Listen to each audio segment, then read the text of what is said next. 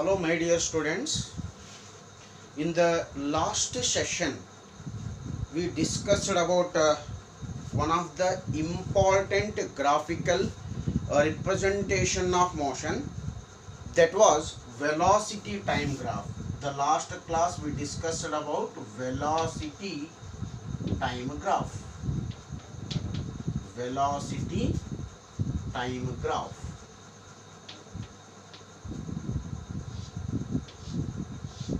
So in which velocity of a moving body is taken along y-axis. Velocity of a moving body is taken along y-axis. Time is taken along x-axis. Whatever the graph you are plotting for moving body, such a type of graph will call it as a velocity time graph. Velocity of a moving body along y-axis and time is taken along x-axis. The what graph you are obtaining, that graph will call it as a velocity time graph. Suppose if the body has constant acceleration, that is moving body has constant acceleration, that is uniform acceleration. If the moving body has uniform acceleration, then the velocity of a graph will be straight line. This is the nature of velocity time graph for a body which is moving with which acceleration? Uniform acceleration. For a body moving with uniform acceleration. Uniform acceleration. If the body has uniform acceleration, so the nature of the graph is a straight line, and at this point look at the velocity. It is a point at which time t equals to 0. At this point look at the graph. What is the velocity? What is the what it is? Y coordinate here. Y coordinate is 0, means at this point at t is equals to 0, the velocity of a moving body is 0. What is the meaning of velocity of a moving body is 0? The velocity of a body at t equals to 0, we'll call it as initial velocity. If a graph starts from the origin, that indicates that the initial velocity of a body is 0.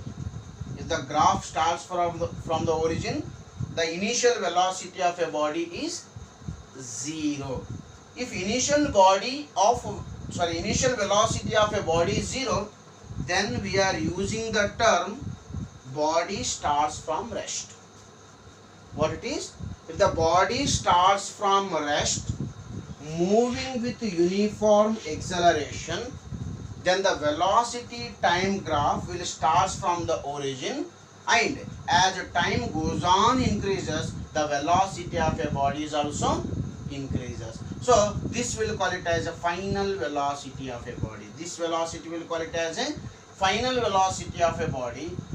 This is some time t, means time changes from 0 to t and velocity changes from what? U to v. It is called initial time. This is called initial velocity. This is final time. This is called what? Final velocity. Then what is acceleration here? Acceleration is change in velocity divided by time taken. What is change in velocity? Always change in velocity is calculated by using the formula final velocity of a body divided by final velocity of a body minus initial velocity of a body. We will call it as a change in velocity. Then what is acceleration here? The acceleration is given by change in velocity. What is change in velocity? Final velocity of a body minus initial velocity of a body. We will call it as a change in velocity. That is v minus u. We will call it as a change in velocity divided by change in time, or in general time it is. Time changes from 0 to t. In general, total change in the time is given by final time minus what? Initial time. Initial time is 0 here. final time is t. Therefore, the final time minus initial time is simply t it is. So, this is how you are calculating the acceleration. One more information here, the initial velocity is 0. Therefore, in this case, what is the acceleration? The acceleration is given by what? Simply v by t. Okay. Sometimes what happens? Initially, the body will not be rest. Initially, the body is not in the state of rest. Already it is in the state of what? Motion, or else it is moving with what? Some velocity. Later, the velocity of a body changes. Suppose if initial velocity of a body is not 0. If the initial velocity of the body is 0, then the velocity time graph starts from the origin. If initial velocity of a body is not 0, if initial velocity of a body is not 0, this will be the velocity time graph. Time is taken along x-axis, the velocity is taken along y-axis. The graph starts from the y-axis. If this is the graph, if the graph starts from origin, if the graph starts from origin, it indicates that the body starts from the rest. That is, initial velocity is equal to 0. Sometimes what happens, the body will not start from the rest. Already it is moving with some velocity. What velocity? That velocity will call it as initial velocity. Afterwards, after time t, what happens? Its velocity changes to what? U to v. The velocity changes from u to v. This is final time and this is initial time, that is 0. This is final time. This is called initial velocity. Velocity at time equals to 0, we'll call it as initial velocity. Velocity at time t, we'll call it as a final velocity. This is final velocity.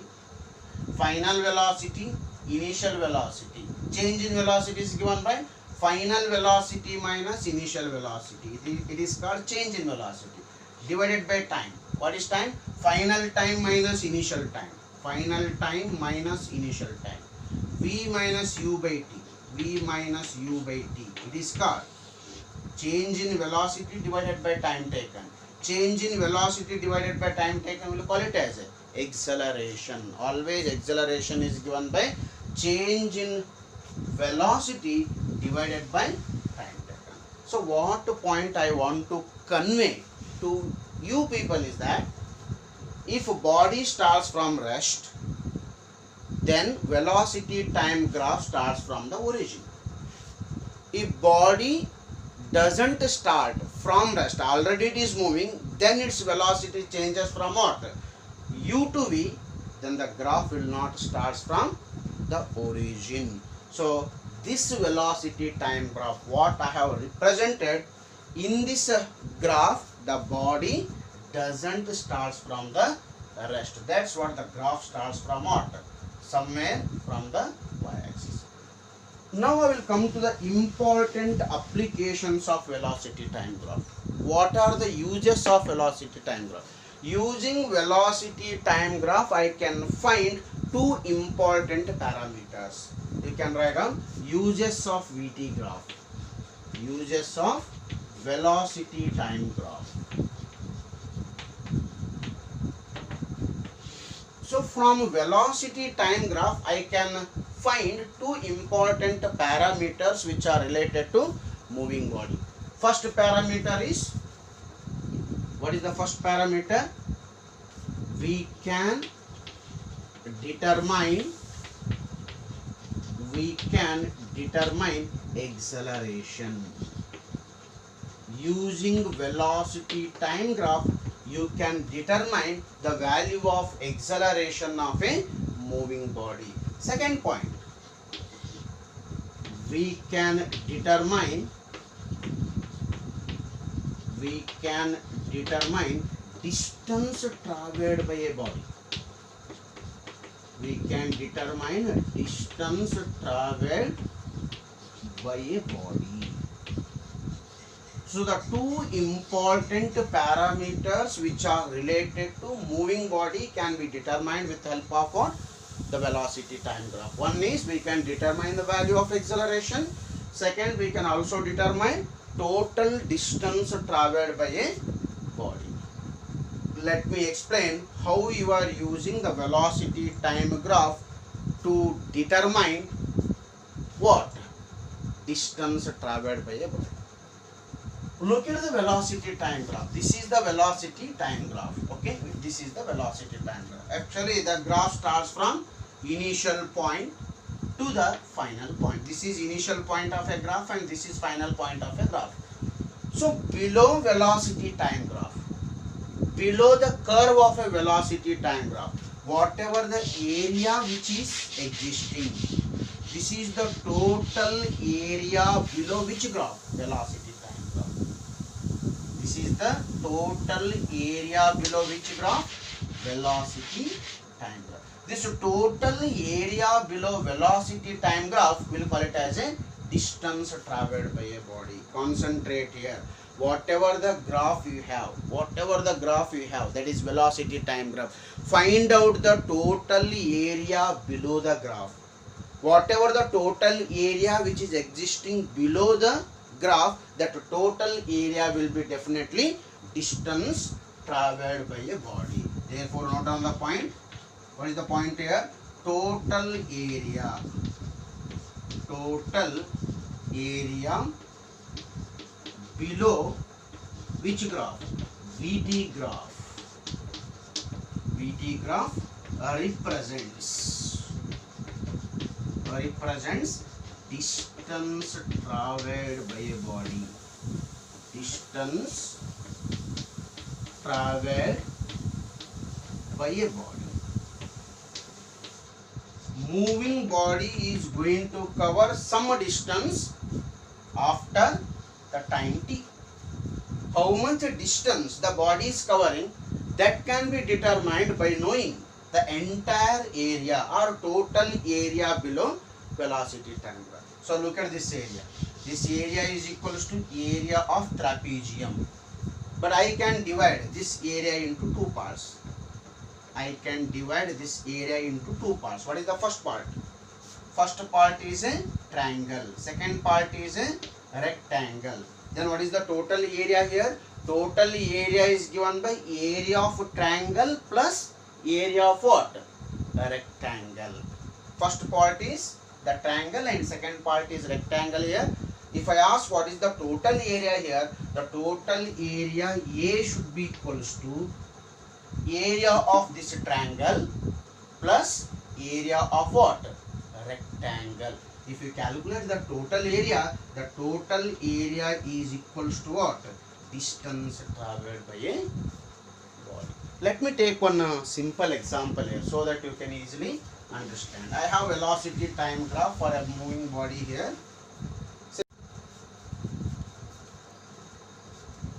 Yes, I have one velocity time graph here. Velocity time graph is given. Time is taken along x-axis. Velocity is taken along y-axis. And the time is 0. Velocity is 10. And the time is 2.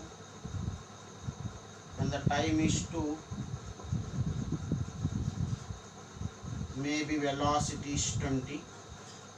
When time is 4 seconds, the velocity may be 30. Velocity is in meter per second. Time is in seconds. Time change from 0 to 4. Next what? 6. Here is the graph. So they are asking you to determine total distance traveled by a body. They are asking you to determine total distance traveled by a body. As I said, the total distance traveled by a body is equivalent to total area below this graph. This is the graph. This is the total area below the graph. This is the total area below the graph. Okay. You have to determine the total area below the graph. This area is equals to what? Area of triangle. Total area total area below VT graph equals to, what is the total area below VT graph? It is an area of triangle. Which triangle? I will call this as O, this point as A, and this point I will call it as a B. Area of triangle OAB. Area of triangle OAB. Total area below VT graph is equals to area of triangle OAB. Further, area of triangle you know very well. Half into base into height. Which is base? OB is called base. Into height. AB is called height. Okay? Half as it is. OB value. How much is the OB value? OB value is 6 multiplied by AB value. This is AB value. AB value is how much? AB value is 30. Okay? 6 into 30, 180. Divided by 2, 90. Therefore, total area equals to 90. As I said, total area below VT graph represents a distance traveled by a body. If I ask what is the distance traveled by a body in 6 seconds, it is equals to total area below VT graph. The total area below VT graph is how much it is? 90. Therefore, this 90 should be equals to distance traveled by a body. So, this is one of the very important application of the velocity time graph. So, using velocity time graph, we can derive the equations of motion. We have 3 important equations of motion, and those equations of the motion can be derived with the help of the velocity time graph. First equation of motion, V is equals to U plus AT. Second equation of motion, S is equals to UT plus half AT square. Third equation is V square is equals to U square plus 2AS. These 3 are called fundamental equations of motion. Those fundamental equations of motion can be proved or derived by using velocity time graph. That I will discuss in the next session. Okay.